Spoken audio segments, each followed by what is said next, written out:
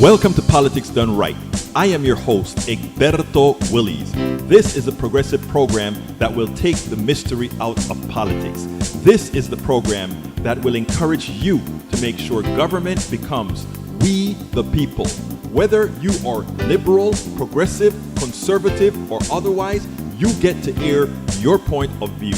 We are an independent media outlet that, unlike mainstream media beholden to corporations, we only owe allegiance to you. Remember, you can also send me a tweet at EGBERTOWILLIES. That is at Egberto Willies. Let us engage. It is Politics Done Right. Well, folks, welcome to one more edition of Politics Done Right. I'm Egberto Willies, your host. Thank you so kindly for being part of the show. We are going to have a great show for you today. Peggy Lopez says, Egberto, thank you for the shirt. Saw you're wearing it over a long sleeve shirt. Going to use a pink long sleeve shirt for balloons. Hey, beautiful, take a picture and send it to me now if you can. If not, later, and I'll post it. Muchísimas gracias. E2247, welcome to Politics Done Right. Eric Hayes is in the house. How is Eric doing, E2247? May Wood is in the house. We also have, para ver, scrolling up. We also have, I am having a hard time reading, and my eyes are still dilated. Yvette Avery Herod is in the house. How you doing, my beautiful young lady? Michael Rudnin says, I am waiting on a call to head out. Got shopping and other errands to run today. Well, I am just honored that you're giving us a piece of your presence, my dear brother. Peggy Lopez says, that is something missing in action. Been missing in action. Yes, Peggy. Where had thou been, our dear Peggy? Let's see what else we got here. E2247 says, huge opinion by Scuddas today in Holland versus Branches. I know. The indigenous folks 1-1 for the Gipper.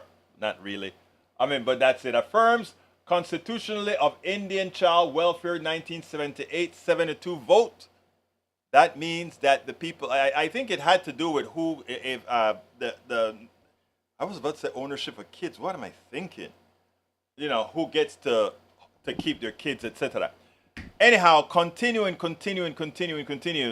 Maywood says, good afternoon, everyone. And let's see what... Eric has a long one. Eric, I'm going to try to read it, but my eyes are still dilated, okay? This is an embarrassment for us. Sorry, and you think this is normal. The press and governors rushed out nap time or ice cream time for Joe. President Joe Biden met with a bipartisan group of governors on Monday, and after opening remarks to the group and gathered reporters, opened up with discussion for questions as handlers immediately barked at the press to make a hasty exit.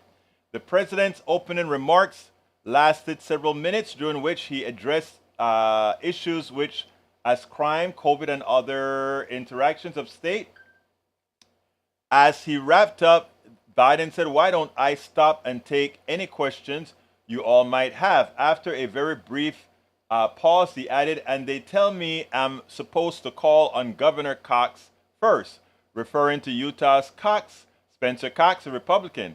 At that point, the presser aspect was over, and the president, having apparently transitioned directly to question and answers with the governors, handlers raced to loudly usher reporters out of the room as they vainly attempted to get answers from Biden on multiple pressing issues. It is by now a familiar moment during the Biden administration. Anchor Kate Bolden summarized the news CNN studio as wrapped up with obliquely mentioned the horrid moment. We're going to continue to listen in what happens here. You can see lots of reporters trying to ask questions. Not happening today, she said. We'll continue to monitor that. Well, I guess he's like other presidents who just don't take the press seriously too often with the silly questions that they ask, I guess. Look, I think presidents should answer questions of the press. And I also think when the press asks a stupid question, like one generated by fallacies from Fox News. Instead of trying to answer them, he should simply say, I'm not going to answer any stupid questions from Fox News that make no sense, that are based on conspiracy theories.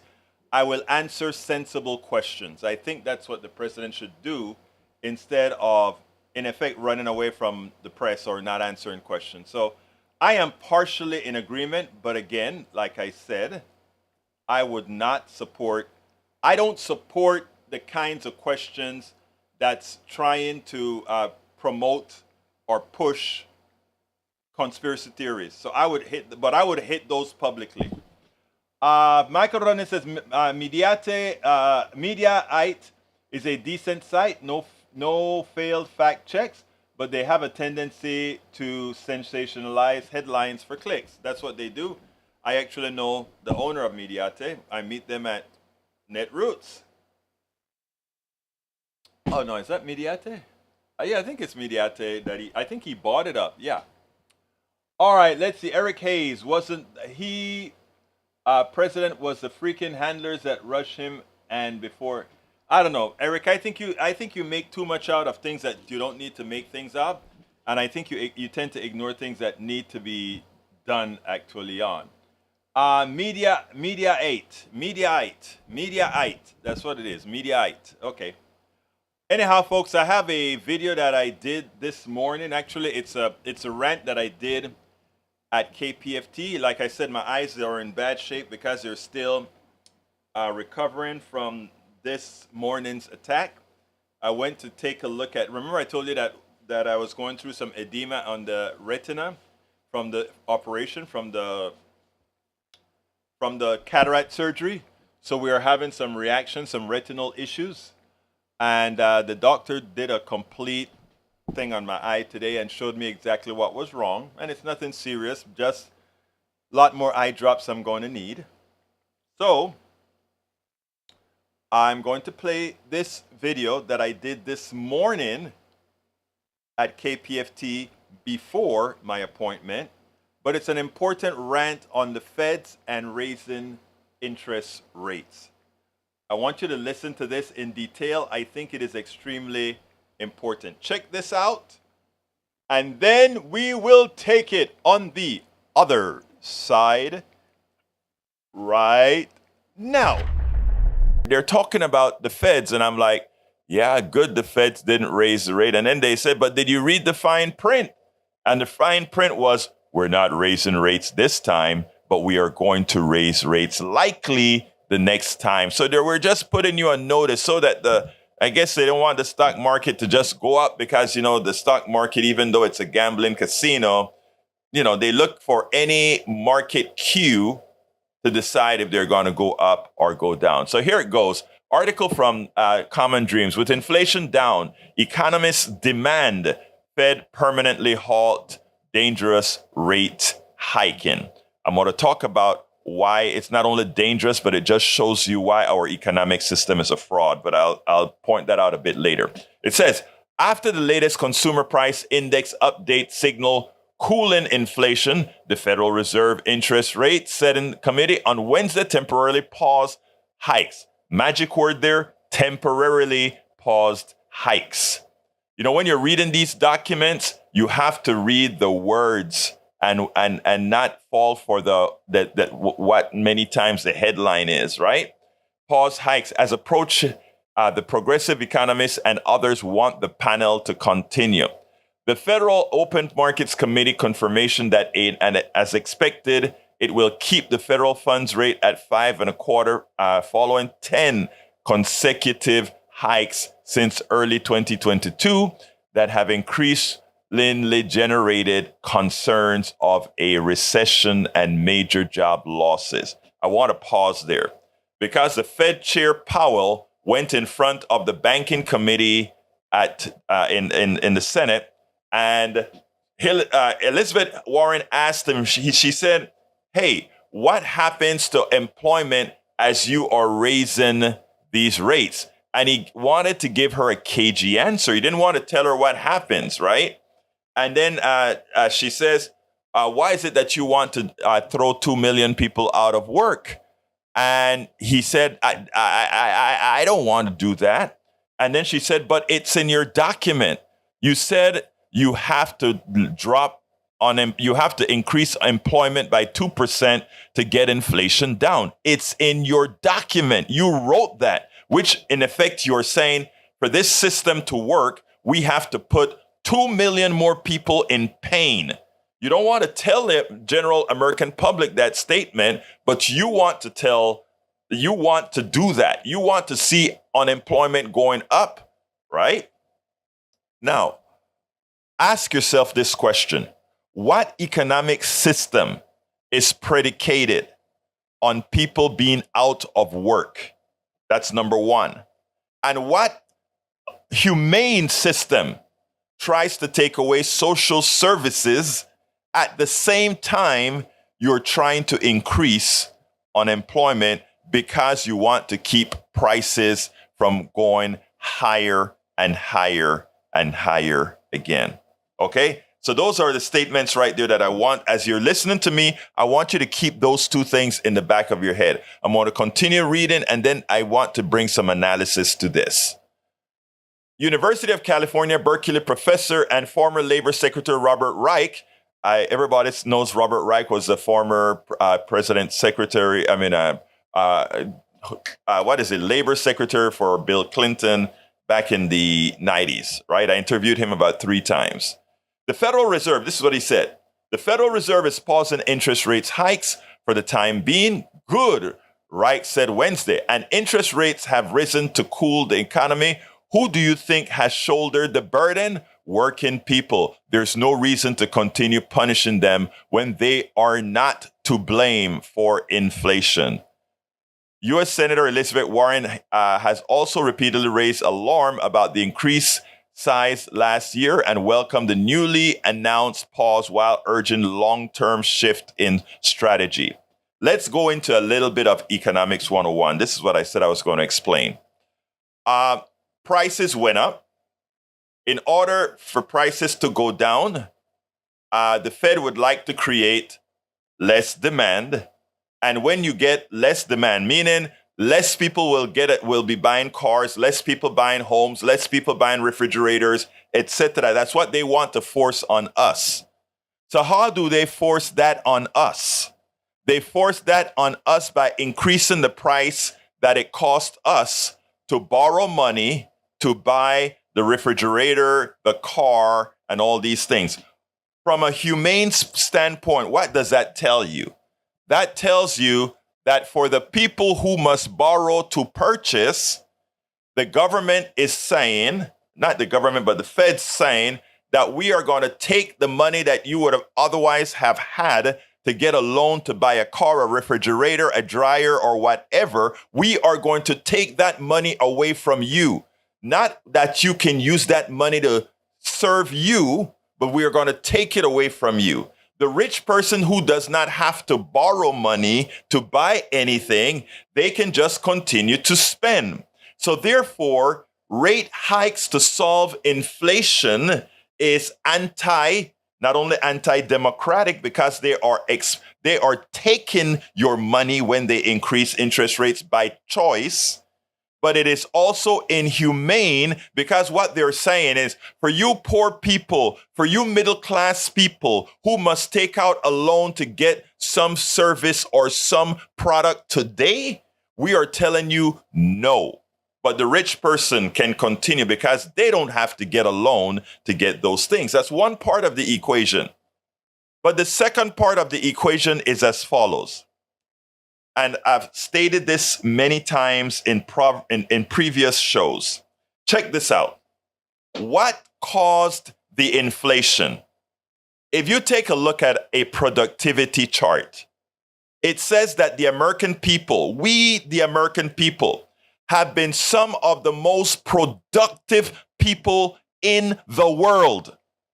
In other words, what the amount of our labor that it took to make a car has gone down substantially, way down.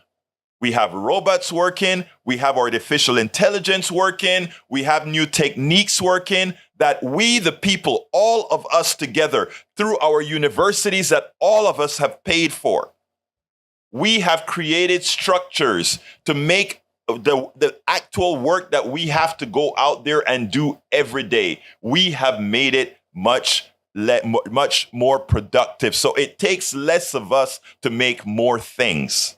So therefore, we can make that much more things, which in theory should be bringing prices way down. Productivity has been going through the roof. But no. What is stated and what is seen when you go and you watch TV and you watch what they tell you about Wall Street, every time you see them getting more money, more profits, etc., every time you see that, remember, that is them winning the spoils game. In other words, as you are more efficient, as you are more productive, they don't say, hey, John, hey, Amy, you are making more widgets. You're making more tires. You're making more refrigerators per unit. You are making more stuff that's selling for the same price. So therefore, you are due a raise in your wages. But for over 40 years, under Reaganomics, supply side economics that then got promoted by every single president thereafter, they kept that money for the shareholders and the executives. And nobody says anything about it because you do not control the means of the airwaves. You control KPFT because you guys we are fully funded by you. We don't owe anything to the corporate state. We owe nothing to corporate America. We just owe things to you, the truth. Now, what am I saying? Let me continue, my dear brothers and sisters. So as it turns out now, they increased the interest. The only people that pay the price of that increased rate are people who have to borrow. And the only people who have to borrow are people that are not inherently rich or people that do not, again, are poor. All right? In other words, middle class folks or poor folks. And therefore, they're asking you to solve the inflation. But where did inflation come from? How did we get inflation? Several ways, and none of you are at fault for it. None of you are at fault for it. It's all the businessmen that have done it to you. Let's start.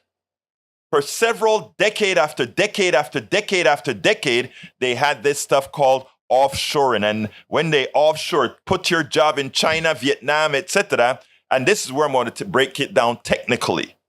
When they throw those jobs over there, oh yes, Americans didn't complain too much in as much as we lost all those jobs in the textile sector in North Carolina, South Carolina, as well as many manufacturing jobs in the Midwest went to Asia, etc., because they would work for even more slave labor wages. All those jobs went overseas. But you know what it meant for the average American, the ones that were not in manufacturing and the ones who didn't lose their jobs? It means that because the Vietnamese and the Chinese all worked for slave labor, what it meant is that Americans were marginally happier because, hey, I could go buy a shirt for 2 cents. I could buy a toy for my kid for $1. All these things were cheaper. Yes, they were cheaper, but at what cost? At what cost were they cheaper? Okay, so we offshored everything. At the same time, we created something called just-in-time inventory. What is just-in-time inventory? It means, the businessman found another way to make some profits. Normally, if you are importing a lot of stuff or have a lot of stuff coming from a factory, you want to have a large enough inventory so that if that factory burns down, so that if there's a hurricane in the middle of the Atlantic where that ship that is leaving Taiwan, that is leaving Shanghai, that is leaving Vietnam, those ships that are leaving that place, in case they get stuck in a hurricane, in case 2 or 3 of them sink, whatever the case is, you still have your supply chain. You still have stuff in storage. You still have inventory that you still can sell things. That way, prices don't go up because of shortages. The only reason for a price to go up is if you have a shortage of that thing to sell, or the raw materials to create that product increase, or the labor used to create that product. You know, you have strikes and all of that forces, but labor is never the problem right now. But anyhow, so these guys created choke points. One, they're manufacturing everything overseas. Two, they don't protect themselves against hurricanes or pandemics. All right, let's keep going, baby, because you are not responsible for any of this stuff now. So what was a big turnaround? A pandemic. A pandemic is worse than a hurricane because it is universal. It is worldwide. So what did that do to the supply chain? That meant that the toys weren't being made or shipped. It also means that there are a lot of these things that you could no longer get. It means there are a lot of less labor out there because a lot of people are sick. And then you don't have inventory, so you have spot shortages. And that's what we got. So that's what caused inflation, the spot shortages, etc. But guess what else the pandemic did? The pandemic reduced demand for a whole lot of stuff. That is why at one time we had the oil companies were selling oil at a negative rate. In other words, they still had to produce the oil out of some of these wells. So the oil was coming up, but there was no buyers. So they were starting to pay people to buy oil. Negative inflation for oil in the oil markets. All right. So that would mean the price of gasoline should have fell through the floor. But it never did. In fact, during the pandemic, what happened was the price of gasoline as well went up. It's a fraud. And it's a fraud that enough are not reporting about, brothers and sisters. It's a fraud that we should all know. And very few people are telling you these truths. Very few people. And again, like I said, as I'm stating these things that many are not talking about or the news media is not saying, please, there's documentation and fact-based data that you can fact check what I'm saying anywhere, everywhere. And I'm giving you the narrative to point that out. So we have this glut of oil. We never got the price drop in gas as it should have been, which should have been pennies on the dollar based on the amount of glut that we had. But if you doubt that there was really a glut, as prices were going up in gasoline, I was like, this is a fraud. There is ample supply of gasoline. There was of oil to create gasoline. There was such an ample supply that Saudi Arabia last year cut 2 million barrels of oil a day. There is so much oil on the market today that Saudi Arabia says they are cutting another 1 million barrels of oil. Don't let them fool you about this inflation crap. Katie Porter, Representative Katie Porter, who did a study and found out that yes, supply chain and shortages was responsible for when inflation was at 8.59%, was responsible for about more than half, 52% of the inflation was caused by, yes, truly the supply chain. People weren't manufacturing. We had a shortage. There was also avian flu that affected the eggs, etc. But everything else should have been just fine. Everything else, to put it bluntly, many things, because there was lack of demand, should have fallen, but it never happened. They kept their monies. And if you want to know if it's true that these guys, inflation should not have been there. If you want to know if that is true, brothers and sisters, I ask you to remember one thing. Go look up all the Wall Street notices that went out and notice how the profits during the pandemic were going through the roof. Watch what happened last year. That was your money. That was them saying, you know what? We can simply redistribute the money from the poor and the middle class to us. Every time you go and watch a Wall Street report, as I did yesterday on the show, I pointed out to you yesterday where all these companies were telling their stockholders, the people that they have to tell the truth to, they were telling them all, We are in a scheme now where we can raise prices at will. And in raising prices at will, we are guaranteeing that your stock prices are going to go up because we're going to have stock buybacks. And we are guaranteeing you that we are going to be giving you more dividends because we have what's known as pricing power. And how do they? And instead of the government saying, like Nixon did, and this is where I brought what Tory had to say yesterday.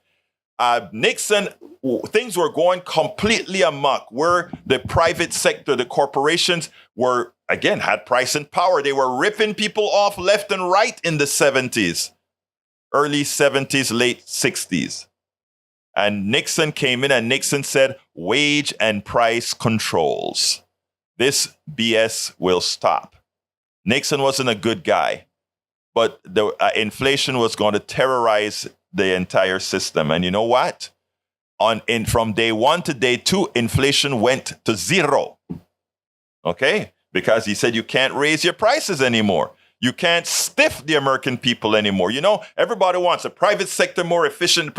No, the private sector is only more efficient if you have humane people running the private sector. Capitalism, there's nothing humane about it because inside of that doesn't say we care about what these structures do to the human being. And that's why we must have capitalism regulated by strong regulation. And by the way, when you have that, it's no longer really capitalism. It's something else. It's still the strong private sector, but with controls that prevent it from damaging humanity, which is what we should have.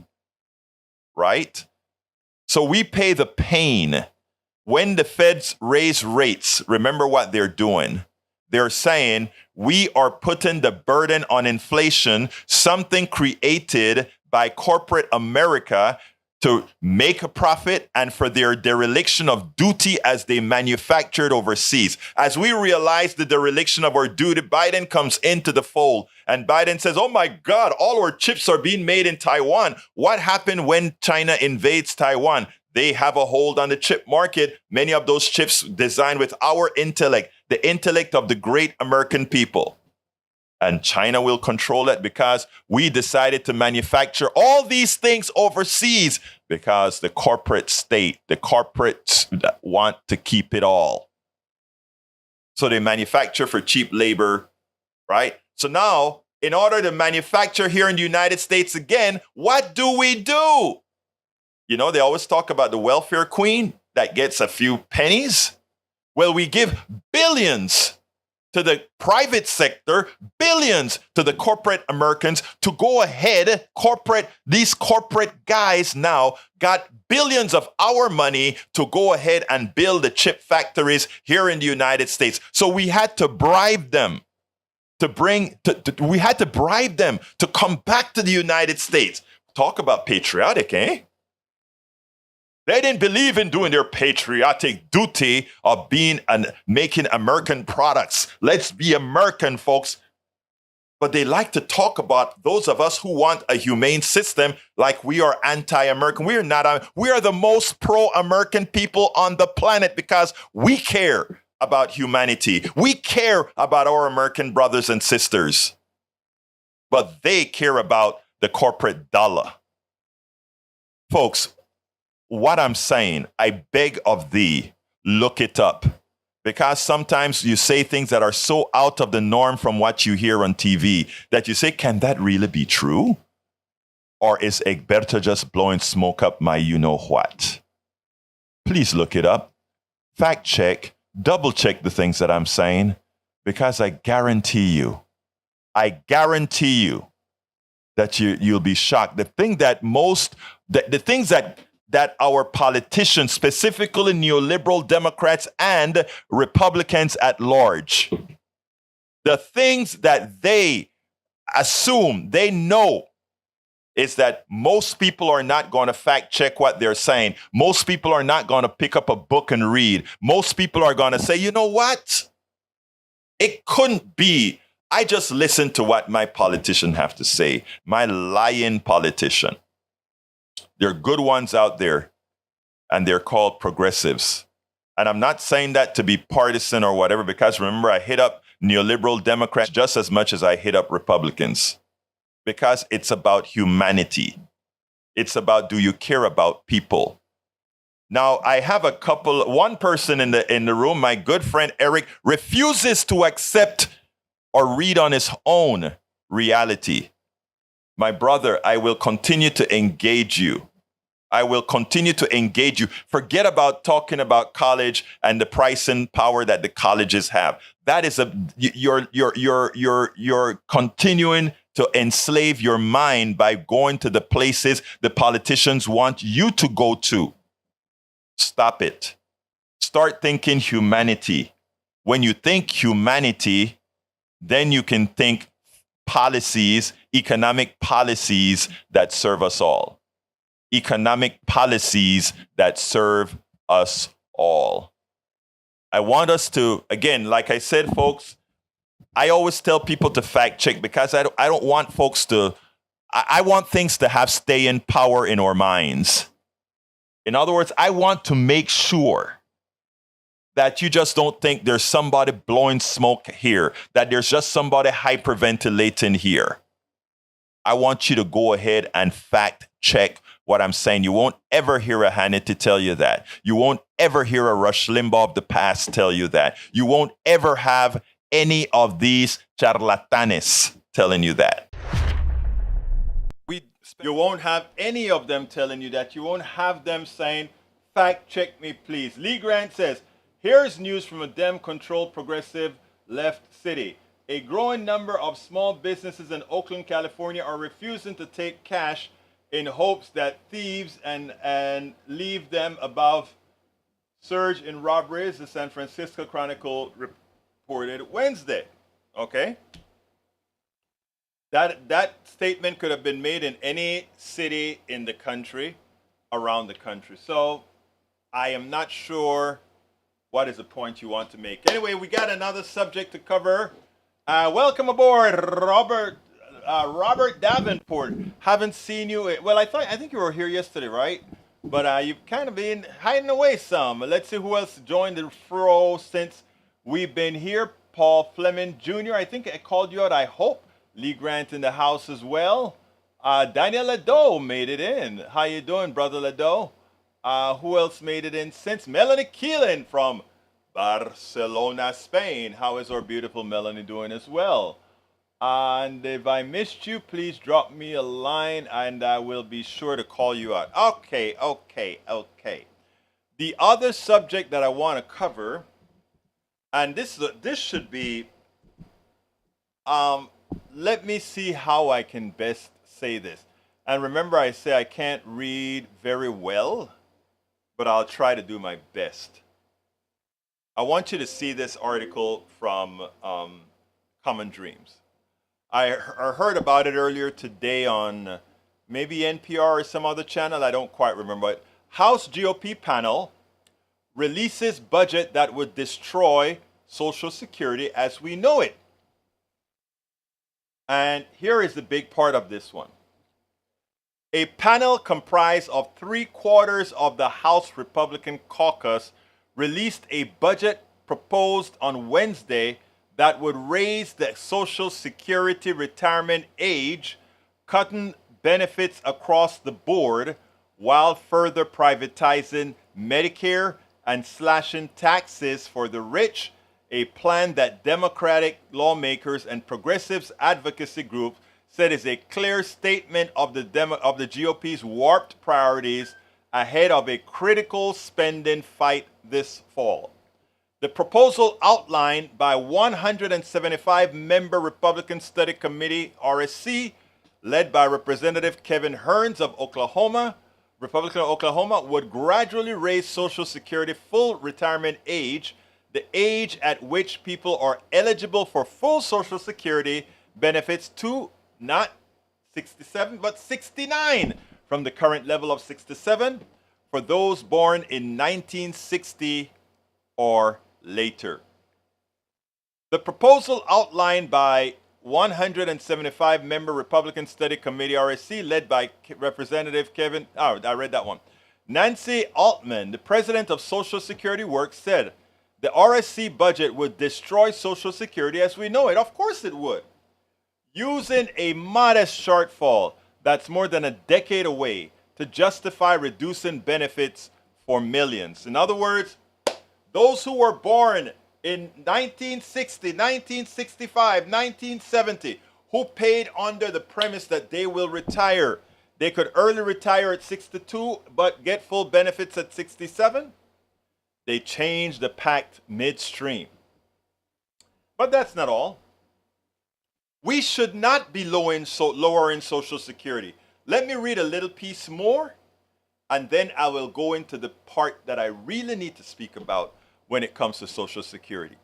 Anyhow, these changes would transform Social Security from an earned insurance benefit, which replaces wages lost in the event of old age, disability, or death, into a subsistence level welfare benefit, said Altman, who noted that the RSC rules out any option for raising revenue, such as requiring billionaires to contribute even a penny more. In other words, because these people definitely don't want any more taxes on wealthy people who have been pilfering the working class for decades, they're saying, well, look, we're going to keep the pot the same size. But as we keep the pot the same size, in order to pay these things out, we have to make sure that people work more hours, longer hours, till they're older, till they're close to death. How many friends do you have die at 65? My great good friend died at 65. Another great friend died at 70. So he would have been able to recover 1 year of his Social Security. But here is the deal. Fixing Social Security is simple.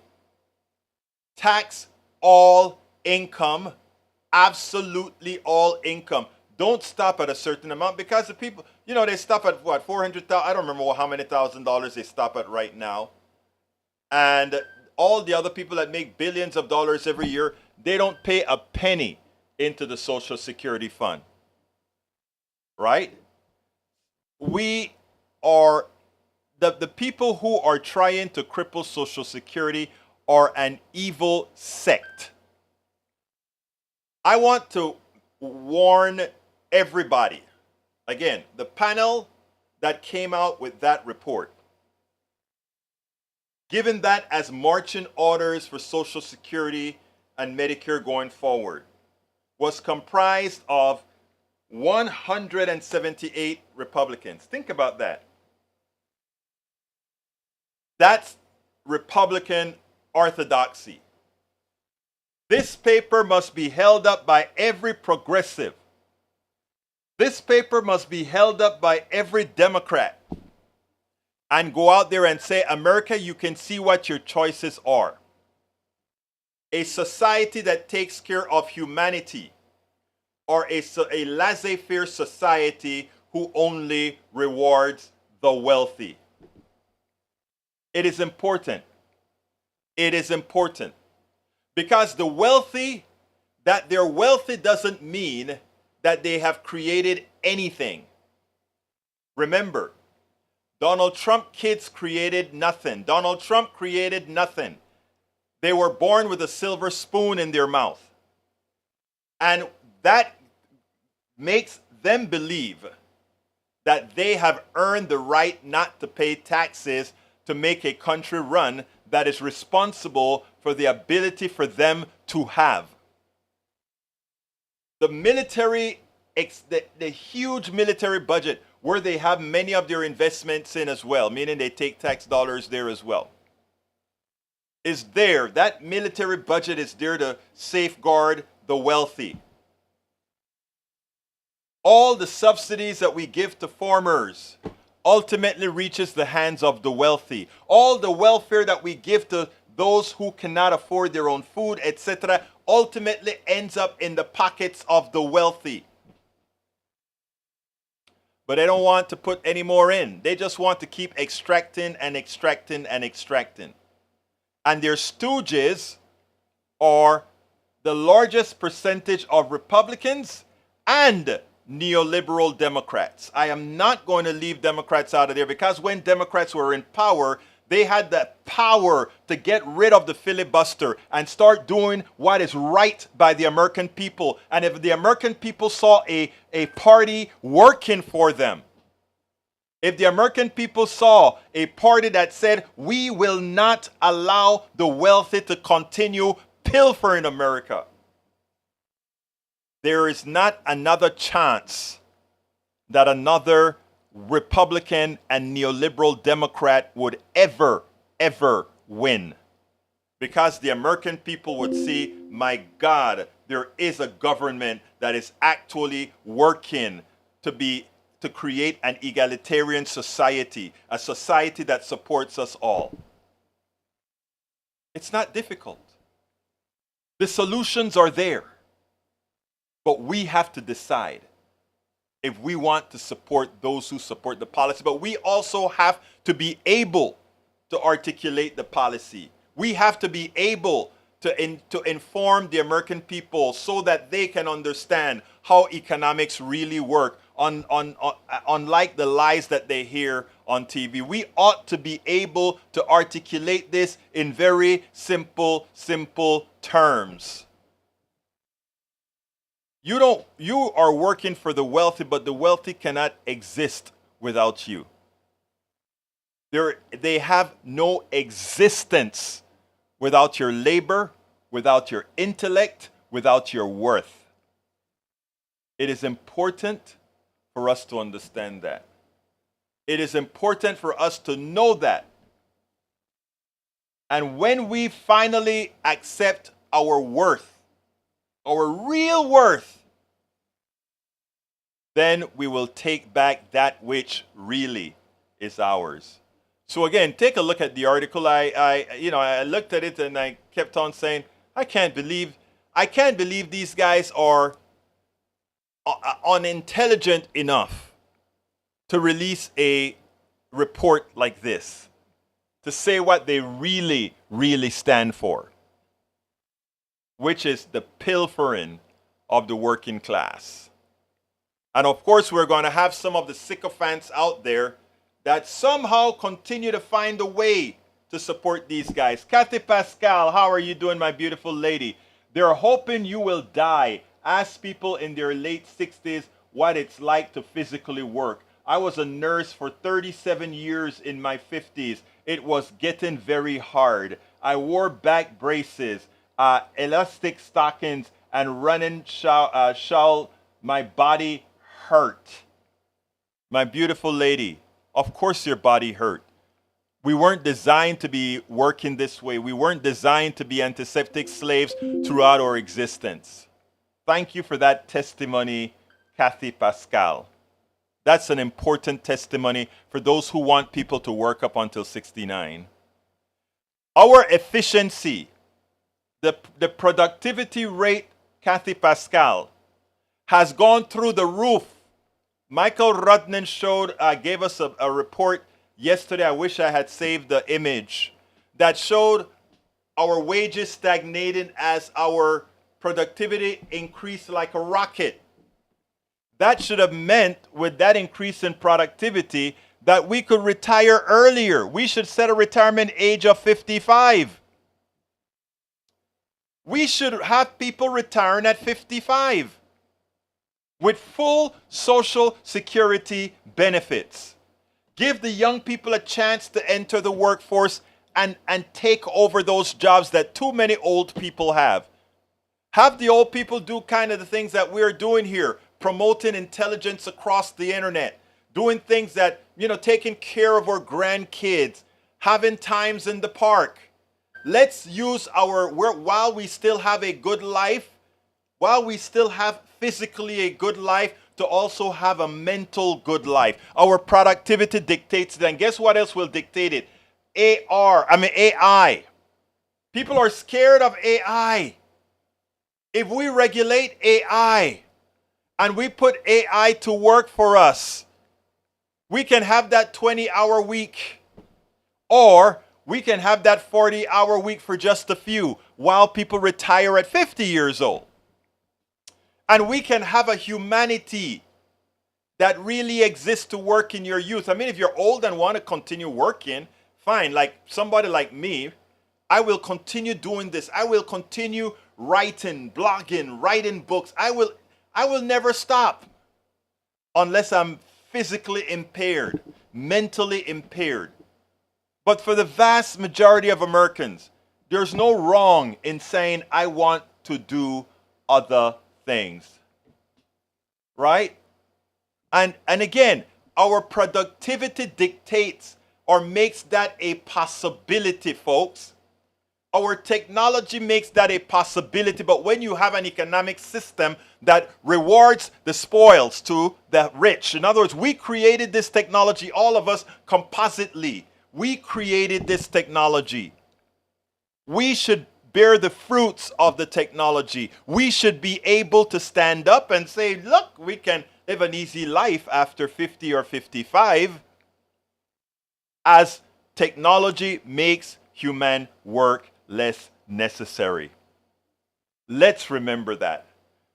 Folks, if you want me to read something up, because the message boards get so funny, just put Egberto, please read, or something like that. I'll try to read things up, but sometimes there's so much there, and like I say, I can barely see right now. So I see the stuff to the bottom mostly. But I want you guys, let's see here. I want you guys to understand. Let's not continue to allow these guys to rip us off. Anyhow, Sean Hannity and Gavin Newsom had a little thing.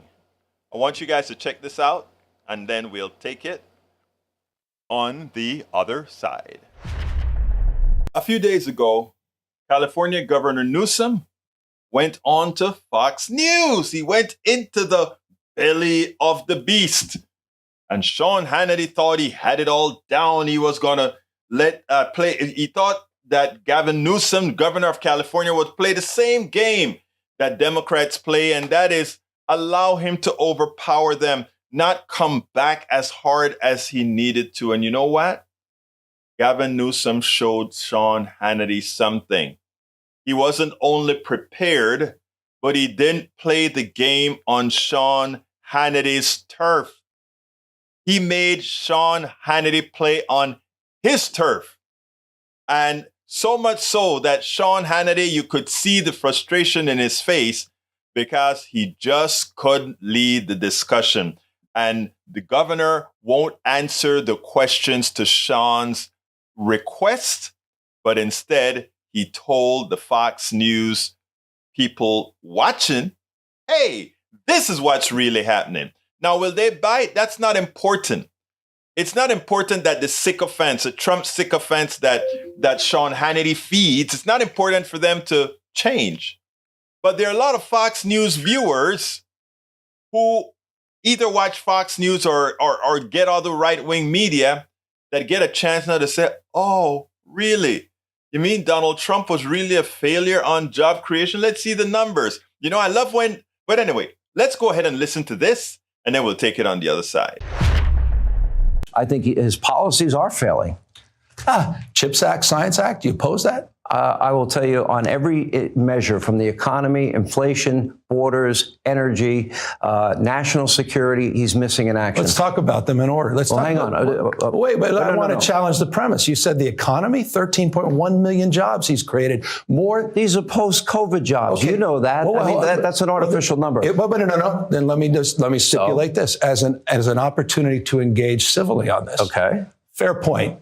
Your president, Donald Trump, lost 2.6 million jobs during his 4 years. We've created 13.1 million. Fine, you can maintain a COVID frame. How about the fact that Joe Biden's created more jobs, 6 times more jobs than the previous 3 Republican presidents combined? Are you going to tell me Sean, that the average family, where we have 2/3 of Americans now living paycheck to paycheck, it was 70% under Trump? That was 70%. It was 70% under Donald Trump. Pre-COVID, we had the lowest unemployment rate for every demographic. We have the lowest black unemployment in history, and you and I are living with the lowest unemployment in our lifetime, Sean. We had it for every demographic, and the economy was black unemployment's record low under Joe Biden. Okay. We had historic low after historic low under Donald Trump. Donald Trump. I mean, but he's here's what I don't cleaned want to have Trump's happen. clock, Biden, in terms of the progress in job creation. Look at what he's done on so jobs. What would you grade Joe Biden's presidency? Because you're at odds with the American people and the Democratic Party. I'm just dealing with the facts. I'm dealing with the facts. What is your grade for I'm him? going to go back. Let's talk. You brought up six topics. You got to answer some questions. I'm answering the ones in order. You brought up the economy. On the economy, let's talk about the economy. You want to give him an A? Inflation, stubborn around the globe. Let's talk about inflation. It's down 40% since last summer, 10 months in a row, 4.9%. He was just with the UK Prime Minister at 6.9%. Is that because of Biden's I think Fed Biden's policy? Economic and energy policies Directly impacted the UK's inflation? No, I am Or the telling fact that France is 5.5% or Germany's at 6.1%? On inflation, we're moving in the right direction. On the issue of the border security, he after inherited 1.4% inflation. It went up to a 40-year high after 40-year high. Globally, because you just brought up, you were making an excuse for Trump's dismal jobs record related to COVID. It wasn't a but you dismal won't acknowledge jobs record. COVID's relationship to inflation globally. And by the way, COVID and immigration impacting our inflation. Let me stop you. All right, so I would assume you're going to give Biden an A.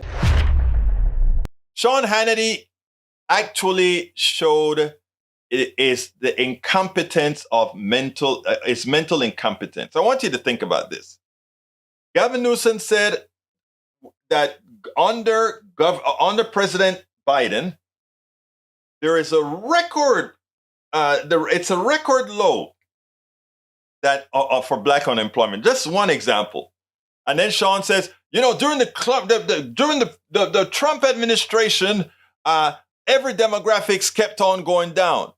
Yes, Sean, but Biden broke the record.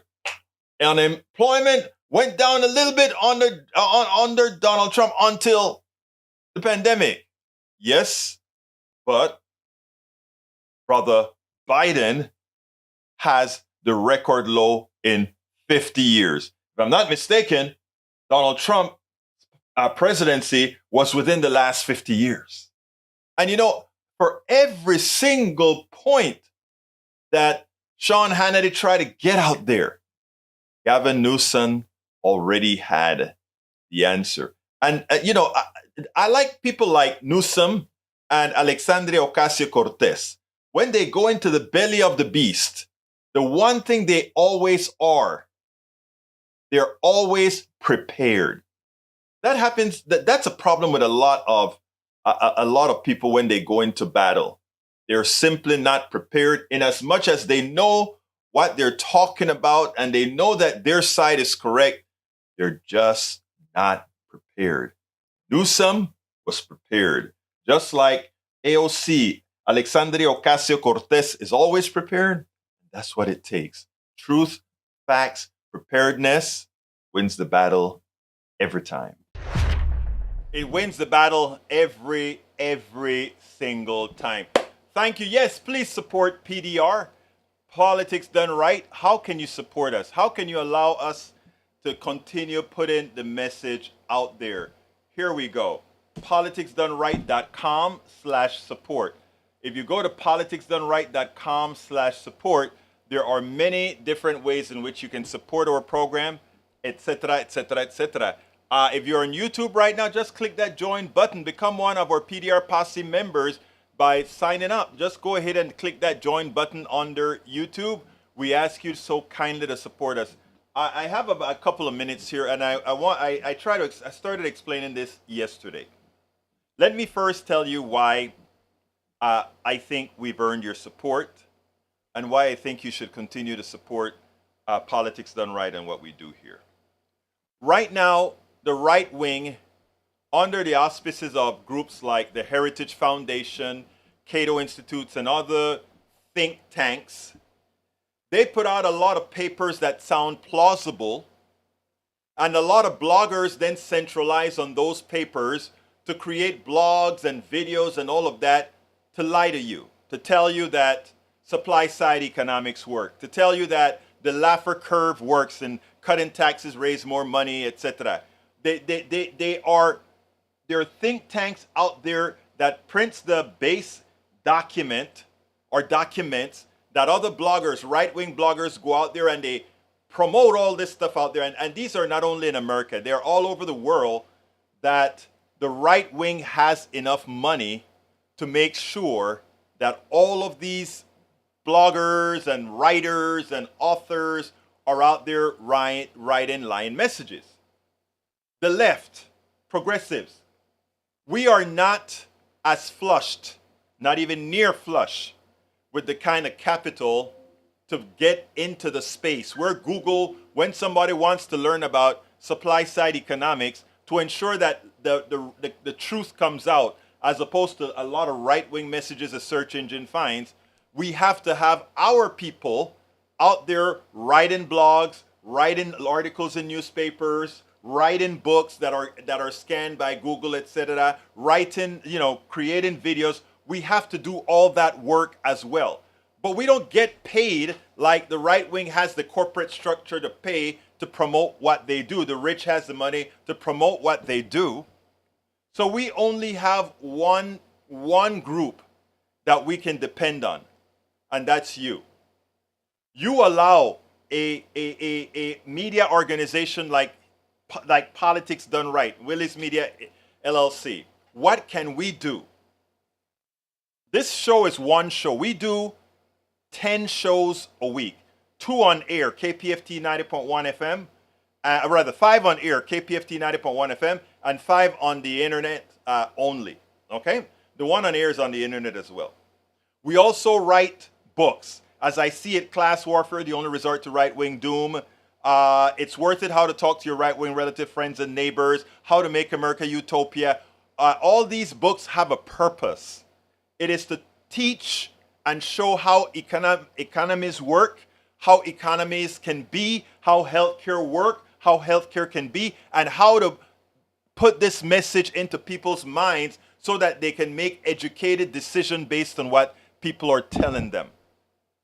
And we write articles in newspapers. I'm printed in the Kingwood Observer. I'm printed sometimes in the New York Times. I've been printed as well at many publications, as well as our own blogs like BertoWillis.com, Medium, Substack, etc. The idea is to put as much of the progressive message, the truth, out there.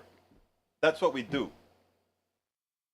All of that is done entirely on a volunteer basis, with the expectation that progressives and others, we have conservatives who contribute to our domain as well. But the idea is that we are one of many entities that are out there putting this message out, so that when people do scans on different items, when they scan for supply side economics, when they scan for taxes, inflation, or whatever, some of our stuff comes out to counteract the lies of the right. But it's not easy. 16 hours a day is what I do right now. I'm going to be flying to Chicago for where all the progressive bloggers, or thousands of progressive bloggers, will meet to discuss strategies, etc., including how can we best ask for funding from our people on the outside. So, by the way, I'd like you to help me support that trip. I put the link in the stream right now. And if you take a look, in fact, I'm going to pull it up on the screen as well right now and put it on. You can support what we do every year at Netroots Nation to promote this. We're going to have everybody who support will be on the video scrolls, etc. But bottom line is this. I got to get out of here. I didn't realize it was 4:02. Bottom line is this. Organizations like what we do to promote what we must promote completely depends on you.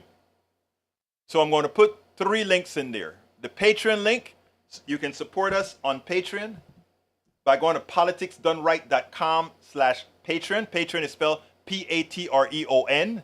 You can support us on PayPal by going to politicsdoneright.com/PayPal. Let me put that there again, politicsdoneright.com/PayPal.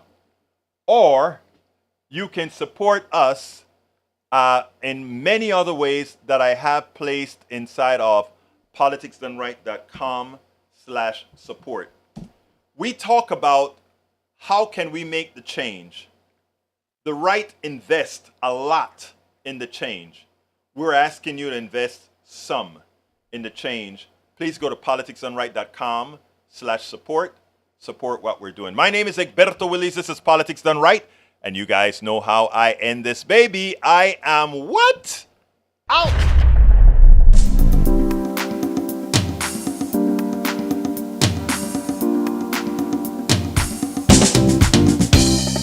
Welcome to Politics Done Right.